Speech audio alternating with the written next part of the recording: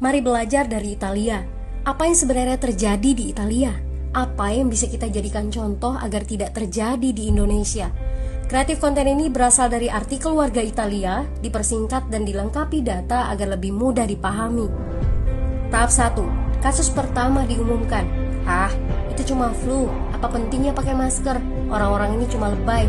Saya kan sehat, gak bakal ketularan. Gak usah panik lah. Tahap 2. Jumlah positif COVID-19 mulai naik signifikan.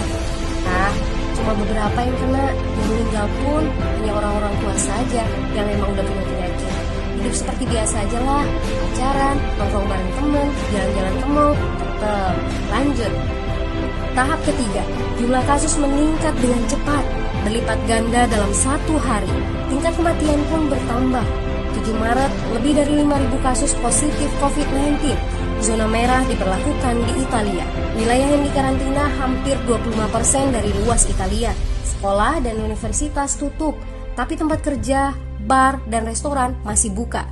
Sementara itu, 75% wilayah lain masih menganggap enteng COVID-19.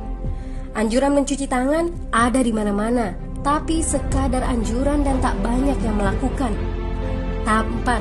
Jumlah kasus meningkat pesat. Sekolah dan universitas ditutup selama sebulan. Darurat nasional pun diberlakukan. Rumah sakit menambah kapasitas, seluruh kamar dibersihkan untuk memberi ruang bagi pasien COVID-19. Tapi tak ada cukup dokter dan perawat. Ada terlalu banyak kasus pneumonia, terlalu banyak pasien perlu ICU, tapi ruangannya sudah habis, ventilator habis. Pada titik ini seperti kondisi dalam perang.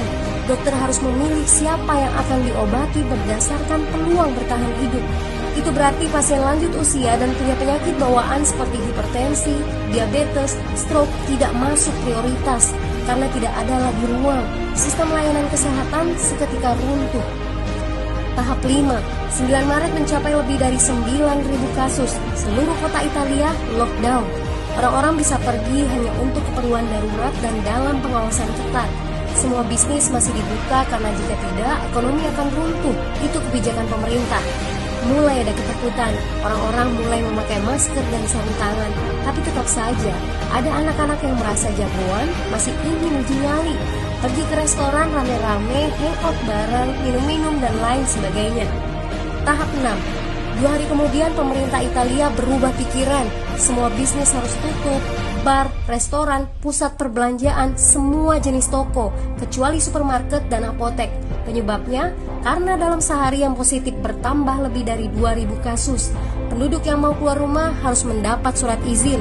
Surat izin ini didapatkan dari pos pemeriksaan polisi yang disebar di berbagai lingkungan.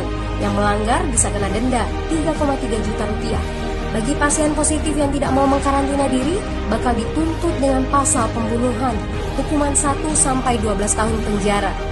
21 Maret jumlah korban meninggal di Italia terus meningkat melampaui Cina. Sebagai gambaran, luas Italia itu kurang lebih 2 kali Pulau Jawa. Penduduknya lebih dari 60 juta jiwa. Lalu apa yang harus kita pelajari dari Italia? Yuk, mulai dari diri sendiri, mulai dari di rumah aja.